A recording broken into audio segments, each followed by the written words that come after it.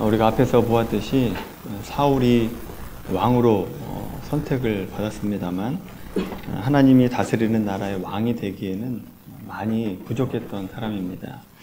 가장 부족했던 것은 하나님에 대한 인식이 부족했고, 또 하나님을 모르니까 자기 자신이 누구인지 몰랐다라고 하는 겁니다. 이스라엘 왕이다 라고 한다면 자기 인생의 주인이 하나님이다 라고 하는 고백이 있어야 되고, 또 이스라엘 나라의 주인 역시 하나님이시다 라고 하는 고백을 가지고 그 나라를 다스려야 됐습니다.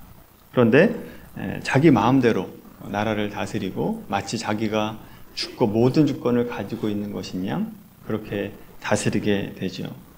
결국 사울은 하나님을 아는 일에 부족했고, 또 하나님을 모르니까 마치 자기가 주권을 가진 자처럼 방자하게 행하다가 결국 왕의 자리에서 내려올 수밖에 없는 처지가 됩니다. 자, 그리고 오늘 본문을 보시면 사울을 대신해서 다윗이 기름 부음을 받고 또 이스라엘 왕으로 하나님의 택함을 받는 장면입니다. 자, 1절 말씀을 보시면 사무엘이 사울의 일로 슬퍼하고 있을 때 하나님께서 사무엘에게 말씀하십니다. 언제까지 그렇게 슬퍼만 하고 있을 거냐?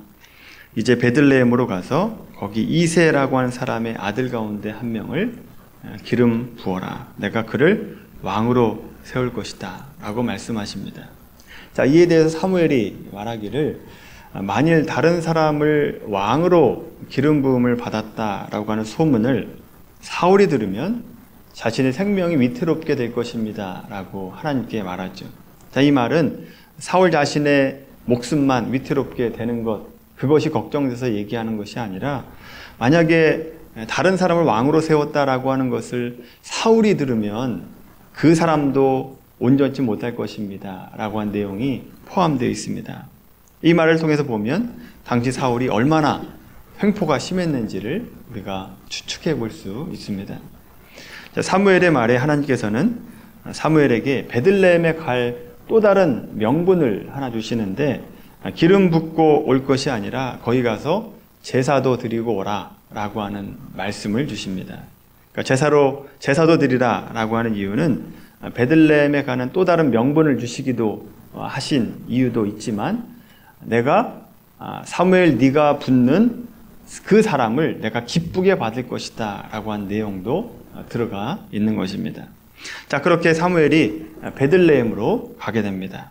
베들레헴에 가서 이새와 그의 아들들을 오게 한 다음에 이새의 아들 7을 자기 앞으로 지나가게 합니다. 근데 그들 가운데는 왕으로 기름 부음 받을 만한 사람이 없었습니다. 그래서 사무엘이 아들이 이것이 전부냐? 라고 물으니까 아직 한 명이 더 있는데 막내는 들에서 양을 치고 있습니다 라고 얘기하니까 그를 데리고 와라. 다윗이 왔을 때에 하나님께서 이가 그니 일어나 기름을 부으라 라고 말씀하십니다. 이 명령에 사무엘은 다윗에게 기름을 붓습니다. 다윗이 사무엘에게 기름 부음 받을 당시의 나이가 성경에는 기록되어 있지 않습니다만 학자들은 대부분 15살 전후였을 것이다 라고 말을 합니다. 그렇게 기름을 붓는데 사실 다윗은 자기가 왜 기름 부음 받는지를 모르고 있었습니다. 그래서 이새라든지 다윗의 자녀들 그리고 다윗까지도 기름 부음의 의미를 알지 못했다라고 하는 거죠. 그러면 기름 부었다라고 하는 것이 다윗에게는 어떤 의미가 있을까라고 하는 겁니다. 당시 15살밖에 안 됐던 소년입니다. 그런데 다윗이 기름 부음을 받는 이유도 설명듣지 못했습니다. 왜 기름 부음 받는지 모릅니다. 다만 사무엘이라고 하는 위대한 선지자가 자기에게 기름을 부었다라고 하는 사실만을 알고 있었죠. 분명한 뜻은 몰랐지만 나에게 어떤 큰 의미가 있을 것이다 라고 하는 사실만을 알고 있었습니다. 당시 사무엘이 선지자들을 위한 학교를 세우고 선지자들을 양성했었는데 다윗이나 다윗 가족들도 아마 다윗을 선지자로 쓰시려나 보다 라고 하는 정도로만 생각을 하고 있었습니다. 자, 이렇게 기름 부음을 받고 나서 기름 부음 받은 자로 다윗이 인생을 살아가는데, 이 다윗의 인생을 보시면 우리에게 주시는 말씀이 있습니다. 우리에게 중요한 메시지를 주죠. 왜냐하면 이 다윗의 삶이 그리스도인의 삶과 굉장히 비슷하기 때문에 그렇습니다. 어떤 의미에서 비슷하냐 하면, 다윗이 15살에 기름 부음을 받습니다만 나중에 실제 진짜 왕이 되긴 합니다. 그런데 시간이 굉장히 오래 걸리죠. 왕이 되기까지 시간이 굉장히 오래 걸립니다. 15살에 기름 부음을 받고 사무엘하 2장에 가시면 유다의 왕이 되는데, 그때 나이가 30살입니다.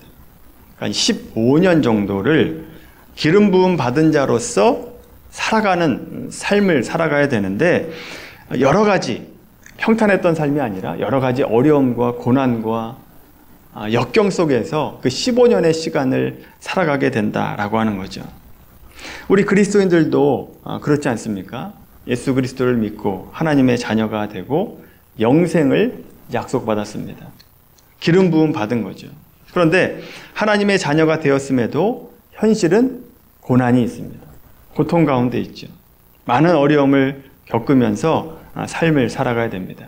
그런 점에서 다윗의 삶과 우리의 삶이 굉장히 닮았다라고 말할 수 있습니다. 따라서 우리가 기름 부음 받은 다윗이 어떻게 일생을 살아갔는가라고 하는 것을 배우면서 하나님의 자녀로 어떻게 살 것인가라고 하는 것을 배울 수 있게 되는 거죠. 자, 다윗은 말씀드렸듯이 기름 부음 받았지만 평탄하지 않은 삶을 살았습니다. 무엇보다도 사울의 시기와 질투로 수많은 죽음의 위기를 경험하게 되죠. 자, 그런데 그 위기 속에서 다윗이 경험했던 은혜가 있습니다. 그 은혜가 저 여러분들에게도 동일하게 주어진다라고 하는 거죠. 무엇보다도 다윗은 기름 부음 받은 자로서 하나님의 보호하심을 경험하게 됩니다. 말씀 한번 찾아볼까요? 사무엘상 19장 말씀입니다. 사무엘상 19장 19절 말씀입니다. 사무엘상 19장 19절부터 24절까지 말씀입니다. 같이 읽겠습니다.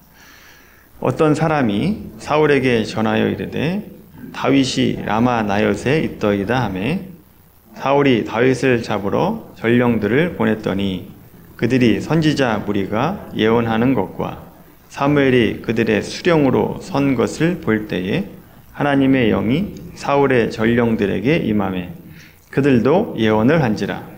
어떤 사람이 그것을 사울에게 알림해 사울이 다른 전령들을 보냈더니 그들도 예언을 했으므로 사울이 세 번째 다시 전령들을 보냈더니 그들도 예언을 한지라. 이에 사울도 라마로 가서 세구에 있는 큰 우물에 도착하여 물어 이르되 사무엘과 다윗이 어디 있느냐? 어떤 사람이 이르되 라마 나요새 있나이다. 사울이 라마 가니라. 하나님의 영이 그에게도 임하시니 그가 라마 나요새 이르기까지 걸어가며 예언을 하였으며 그가 또 그의 옷을 벗고 사무엘 앞에서 예언을 하며 하루 밤낮을 벗은 몸으로 누웠더라. 그러므로 속담에 이르기를 사울도 선지자 중에 있느냐 하니라. 아멘. 사울이 다윗을 죽이려고 하니까 다윗이 어쩔 수 없이 왕궁에서 피신을 하게 되고 사무엘이 있는 라마로 가게 됩니다. 사무엘은 다윗과 함께 라마나옳이라고 하는 곳으로 피신을 하게 되는데, 이 사실을 사울이 알게 됩니다. 다윗을 죽이려고 군대를 보내게 되죠. 그랬더니 군대를 보냈는데 그 군대 보낸 사람들의 마음이 변해서 다윗을 잡지 않고 그냥 돌아오는 겁니다. 보내고 세 번을 보냈는데도 다윗이 있는 곳에만 가면 군인들의 마음이 변하는 겁니다. 다윗을 잡으려고 갔던 사람들이 다윗을 잡기는커녕 그냥 그들 앞에서 종일 옷을 벗고 누워서 예언하는 일이 벌어진다라고 하는 겁니다. 그래서 참을 수 없었던 사울이 자기가 직접 다윗을 잡으러 가게 되죠. 갔는데 사울마저도 예언을 하게 되죠. 자, 이렇게 해서 사울도 선지자 가운데 있느냐라고 하는 속담이 생길 정도가 되었다라고 하는 겁니다. 하나님께서 기름 부음 받은 다윗을 보호하기 위해서 하나님께서 그 다윗의 삶을 보호하심으로 그 지역을 하나님의 돌보심으로 인도하신다라고 하는 것을 보게 되죠. 특별한 은혜와 기적으로 보호하십니다. 하나님께서 보호하시는 곳에는 사울의 왕권과 무력이 미치지 못하고 그리고 악한 사람들의 마음까지도 변화시켜 주시는 은혜 속에서 기름 부음 받은 자로서 살아가게 됩니다. 다윗이 이렇게 하나님의 보호하심과 은혜 속에서 살아갔다라고 하는 것입니다. 여러분, 이러한 보호하심의 은혜가 예수 믿는 자들에게도 동일하게 있는 줄로 믿습니다. 예수를 믿는다고 고통과 고난이 없어지는 것이 아닙니다. 여전히 우리의 삶이 어렵고 힘든 가운데 살아가게 되죠. 그러나 우리의 인생 가운데 나 혼자 살아가는 것이 아니라 하나님의 보호하심과 인도하심 속에서 살아간다라고 하는 겁니다. 그러니까 도저히 못 견딜 것 같다라고 하면 하나님께서 피할 길을 주신다라고 하는 것입니다. 여러분, 저희 인생도 돌아보면 하나님의 보호하심과 인도하심이 너무나 풍성하게 있었다라고 고백할 수밖에 없습니다. 저희 아버지께서 늦게 신학을 하셨습니다. 그래서 제가 태어날 때 신학교를 다니고 계셨어요. 유치원 때쯤 됐을 때 아버지가 전도사님이었습니다. 부모님께서 태어날 때 저를 목사로 서원을 했습니다. 근데 저는 무슨 뜻인지도 몰랐습니다, 그게. 근데 유치원 때 장래 희망이 전도사였습니다. 아버지가 전도사였으니까. 그리고 이제 목사 안수를 이제 받았어요, 아버지께서. 그리고 제 장래 희망이 바뀌었죠. 뭘로 바뀌었을까요? 목사로 바뀌었습니다. 자, 그러다가 저희 아버지께서 전주에서 부목사로 사역을 하셨는데 그때가 중학교 2학년이었습니다. 아버지께서 사람은 큰 물에서 놀아야 된다 그래가지고 서울로 이제 보내게 된 겁니다. 할머니하고 제가 누나하고 이제 같이 서울에서 살았던 거죠. 근데 여러분, 생각을 한번 해보십시오. 사춘기 때 부모님과 떨어져가지고 할머니와 살았으니 얼마나 내 마음대로 살았겠습니까? 교회를 안 다니기 시작했죠. 그래서 안티 그리스도인 정도는 아니었습니다만 하나님이 없다, 하나님이 살아계시지 않는다라고 생각을 했었습니다. 자, 그렇게 중고등학교 시절, 교회를 다니지 않았던 시절을 보내면서 살았는데 생각해보면 그때에도 하나님은 제가 목사가 될 수밖에 없는 길로 이렇게 몰고 가신다라고 하는 것을 그때도 깨달았고 지금도 생각하면 깨닫게 됩니다. 제가 사실은 꿈이 비행기 조종사가 되는 게 꿈이었습니다. 그런데 하나님께서 저에게 수학의 은혜를 뺏어가 버렸어요. 수학을 잘할 수 있는 은혜를 뺏어 가셨습니다. 그리고 더 큰 문제는 뭐냐? 제가 생명까지는 아닌데 세계학입니다. 그럼 이과를 갈 수 있어요, 없어요? 이과를 못 갑니다. 어쩔 수 없이 문과로 갈 수밖에 없었어요. 그리고 나서 군대에 가서는 이제 더 이상 하나님께서 지켜보실 수 없다고 생각을 하시고 제가 급성 폐렴에 걸려서 죽기 일보 직전까지 갔습니다. 하나님께서 죽음의 직전까지 몰고 가신 거죠. 그러니까 군의관이 부모님, 가족들을 다 모아놓고 준비하시라. 죽는다. 며칠 안 남았습니다. 라고 선언을 했었습니다. 근데 기적적으로 목사님의 기도, 우리 아버지 친구 목사님의 기도로 다음 날부터 회복되기 시작했어요. 그러면 제가 뭘 그때 깨달았느냐? 하나님이 살아계시는구나 라고 하는 것을 깨닫게 됩니다. 그런데 여전히 예수님 믿지 않았습니다. 그러니까 제대 후에 제가 전혀 그런 스타일이 아닌데 아버지께서 청년연합집회를 가라 라고 말씀을 하셨는데 제가 순종을 했습니다. 제가 전혀 순종할 수 있는 사람이 아닌데 저 혼자 청년연합집회에 참여를 했습니다. 한 한 2, 3천 명 모이는 집회입니다. 어떻게 혼자 갑니까? 난 지금 가라고 해도 못 갈 것 같아요, 잘. 근데 그때 순종을 했습니다. 그 집회 마지막 날 성령 체험을 하고 예수님 만나게 되죠. 그리고 나서 대학을 졸업하고 신학대를 가게 됐습니다. 신대원 졸업 후에도 제가 전혀 그럴 실력도 되지 않고 그런 여건도 되지 않은데 유학의 길을 가게 되는데 토플 학원 다니고 점수를 따서 유학의 길을 갔습니다. 정말 아무것도 가진 것 없이 유학을 갔습니다. 그런데 생각해 보면 하나님의 섭리고 은혜가 아니면 그 길을 갈 수 없었다. 지금 내가 이 자리에 있을 수 없었다라고 생각을 하게 됩니다. 여러분, 이런 은혜가 저에게만 있는 게 아닙니다. 여러분에게도 알게 모르게 하나님의 은혜가 있었습니다. 그래서 이 자리에 있을 수 있었다라고 하는 거죠. 성령의 기름을 부어서 하나님의 자녀가 된 자녀들에게는 이런 은혜가, 보호하심의 은혜가 있다라고 하는 거죠. 여러분, 이런 기적적인 보호하심이 우리를 여기에 오게 하셨습니다. 여러분, 하나님께서 기름 부으신 다윗을 보호하셨던 것처럼 여러분들의 인생 가운데도 보호하심 속에서 인도하신다라고 하는 믿음을 갖게 되기를 바랍니다. 두 번째로 다윗은 말할 수 없는 고난 속에서 포기하지 않고 여러 유혹에 넘어가지 않고 자신의 길을 가게 하는 힘이 있었는데 그 힘이 뭐냐? 바로 소망을 하나님께서 주셨다라고 하는 겁니다. 사무엘상 24장 말씀 한번 찾아볼까요? 사무엘상 24장 말씀입니다.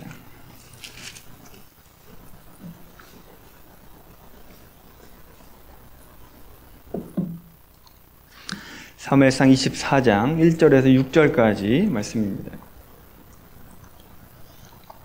같이 읽겠습니다. 시작. 사울이 블레셋 사람을 쫓다가 어떤 사람이 그에게 말하여 이르되 보소서 다윗이 엔게디 광야에 있더이다 하니 사울이 온 이스라엘에게서 택한 사람 3,000명을 거느리고 다윗과 그의 사람들을 찾으러 들염소 바위로 갈새 들과 양의 우리에 이른즉 굴이 있는지라. 사울이 뒤를 보러 들어가니 다윗과 그의 사람들이 그 굴 깊은 곳에 있더니 다윗의 사람들이 이르되 보소서 여호와께서 당신에게 이르시기를 내가 원수를 내 손에 넘기리니 내 생각에 좋은 대로 그에게 행하라 하시더니 그것이 그 날이니이다 하니 다윗이 일어나서 사울의 겉옷자락을 가만히 베니라.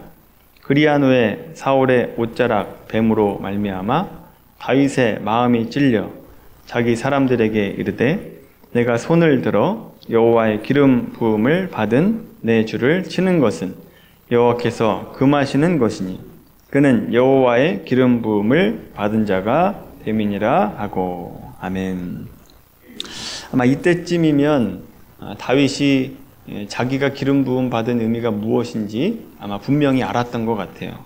사울과 대립을 해서 망명을 하게 되고 사울의 추적을 받으면서 극심한 어려움을 받을 때입니다. 이때는 20살을 훨씬 더 넘어서 30에 가까울 정도가 됐을 때입니다. 우리가 읽었듯이 다윗은 자기를 위협하는 사울을 죽이고 자신이 왕의 자리에 차지할 절호의 기회가 왔습니다. 고생 끝 행복 시작의 분기점입니다. 사울을 죽이면 이제 광야의 그 어려운 생활을 이제 청산할 수 있습니다. 그런데 다윗은 사울을 죽이지 않습니다. 이렇게 할 수 있었던 이유는 하나님께서 자기를 왕으로 세워주실 것이다 라고 하는 확신이 있었기 때문이다 라고 하는 거죠. 그 소망을 붙들었기 때문에, 신념이 있기 때문에 사울을 자신의 손으로 죽이지 않습니다. 지금 광야 생활이 자기 인생의 끝이 아니라 자기가 왕이 될 것이라고 하는 소망을 가졌고 또 사울을 죽이고 자기가 직접 죽이지 않아도 하나님께서 모든 계획을 하시고 인도하실 것이다 라고 하는 믿음이 있었기 때문에 사울을 죽일 수 있는 기회에도 죽이지 않았다라고 하는 거죠. 우리 그리스도인들에게도 성경이 약속하고 있죠. 하나님의 자녀들은 반드시 하나님께서 책임지시고 마지막이 복된 인생으로 마치게 하실 것이다 라고 하는 약속을 주십니다. 따라서 여러분, 우리도 이 소망을 붙들어야 됩니다. 내가 지금은 힘들지라도 내 인생의 결론은 하나님의 영광으로 끝날 것이다 라고 하는 믿음을 가지고, 소망을 가지고 살아가야 된다라고 하는 거죠. 우리 신앙의 현실을 잘 설명한 말씀이 로마서 5장에 기록되어 있어요. 한번 찾아보겠습니다. 로마서 5장 말씀입니다. 로마서 5장 1절 2절 말씀입니다. 로마서 5장 1절 2절 말씀.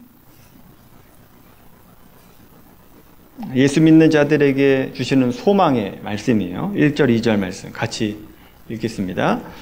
그러므로 우리가 믿음으로 의롭다 하심을 받았으니 우리 주 예수 그리스도로 말미암아 하나님과 화평을 누리자. 또한 그로 말미암아 우리가 믿음으로 서 있는 이 은혜에 들어감을 얻었으며 하나님의 영광을 바라고 즐거워하느니라. 아멘. 보시면 구원 얻은 신자들에게 하나님과 화평하게 되었고 하나님의 영광이라고 하는 목적지로 가게 하신다. 그러니까 우리에게 하나님의 영광이라고 하는 소망을 주셨다라고 하는 겁니다. 그런데 그 영광의 자리까지 가기에는 아직 한참 더 가야 되는 인생길을 가야 됩니다. 자, 어떤 길을 가야 되느냐? 3절 4절 말씀 보세요. 로마서 5장 3절 4절 있습니다. 시작. 다만 이뿐 아니라 우리가 환난 중에도 즐거워하나니 이는 환난은 인내를, 인내는 연단을, 연단을 소망을 이루는 줄 알미로다. 아멘. 하나님의 영광된 길을 가기 위해서 환난이 있다라고 하는 겁니다. 어려움이 있다는 거예요. 그 환난을 어떻게 우리가 즐거워할 수 있겠습니까? 환난이 즐거운 사람이 어디 있습니까? 그런데 환난 가운데도 즐거워할 수 있는 방법이 있다는 거예요. 그 환난이 환난으로 맞춰지는 것이 아니라 2절의 말씀처럼 우리에게 약속한 하나님의 영광을 누리게 할 것을 알고 소망하기 때문에 우리가 환난 가운데도 즐거워할 수 있다라고 하는 것입니다. 사무엘상 24장에 다윗으로 생각을 해보시면 기름 부음 받았음을 알기 때문에 사울을 그 자리에서 죽이고 자기가 왕이 될 수 있었습니다만 눈물 흘리면서 죽이지 않고 돌아오면서 즐거운 마음으로 광야길을 선택하는 것입니다. 여러분, 눈물 흘리면서 즐거워한다 라고 하는 이 뜻을 잘 새겨 들으시길 바랍니다. 눈물 흘리면서 즐거워한다. 이게 그리스도인의 삶입니다. 눈물 흘리면서 즐거워한다. 우리 그리스도인들이 이것을 모르면요, 이걸 모르면 조금만 힘들고 어려우면 낙심합니다. 좌절해요. 원망한다고요. 하나님 나에게 왜 이러십니까? 왜 나에게 이런 어려움을 주십니까? 왜 우리 교회에 이런 어려움을 주십니까? 원망한다고. 그럼 왜냐니요? 하나님께서 우리를 하나님 자녀답게 만들기 위해서입니다. 그런데 그 어려움이 거기에서 끝나는 것이 아니라 영광되게 만들 것이다 라고 하는 약속을 주신다라고 하는 겁니다. 그래서 결국 지금의 어려움은 나에게 유익이 되는 삶이다 라고 믿고 소망하게 되는 거죠. 우리를 홀로 내버려 두시지 않고 보호하시고 또한 우리에게 소망을 주셔서 눈물 흘리면서 즐거운 마음으로 그 길을 걷게 하십니다. 여러분, 이 믿음 때문에 다윗은 고난 중에도 왜 나에게 이런 고난을 주십니까? 하나님께 원망하지 않습니다. 물론 시편에 보면 하나님을 원망하고 저 악인을 죽여달라고 어떻게 보면 굉장히 초딩스러운 그런 고백을 합니다만 나중에 가서는 결국에는 하나님을 찬양하고 하나님께 영광 올려드리는 것으로 시편이 맞춰지고 있는 것을 보게 되죠. 다윗에게는 하나님께서 하나님의 방법으로 자신을 왕으로 세우실 것이다 라고 하는 확신과 소망이 있었습니다. 우리가 잘 생각해 보시면 우리 신앙생활에서 자꾸 세상 유혹에 넘어가고 세상적으로 마음이 계속해서 기울어지는 이유가 뭐냐? 우리가 어떤 존재고 어떤 상급을 받을 것인가 라고 하는 확신이 없기 때문에 그렇습니다. 그래서 우리는 견디기 힘든 고난 가운데 있을 때나 중요한 결정을 할 때 두 가지를 반드시 생각하셔야 됩니다. 첫 번째, 나는 누구인가를 생각하는 겁니다. 예수 그리스도의 십자가의 핏값으로 나를 사셨다. 내 죄를 사해 주셨다. 하나님의 자녀다. 라고 하는 것을 확인하는 겁니다. 하나님의 자녀된 자를 어떻게 인도하시는가? 라고 하는 것을 알고 자녀된 길을 선택하셔야 된다라고 하는 거죠. 자녀답게 살아가야 됩니다. 두 번째 생각할 것이 있습니다. 하나님의 자녀된 자들에게는 어떤 상급을 주시는가? 라고 하는 겁니다. 어떤 은혜를 주시는가? 지금 내가 선택하는 길이 하나님께 영광되는 길인가? 하나님께 받을 상급을 쌓는 길인가? 아니면 깎아먹고 있는 길인가를 생각하셔야 된다라고 하는 거죠. 그러면 우리가 고난 가운데 있을 때 인내할 수 있고 또한 올바른 판단을 내릴 수 있게 된다라고 하는 겁니다.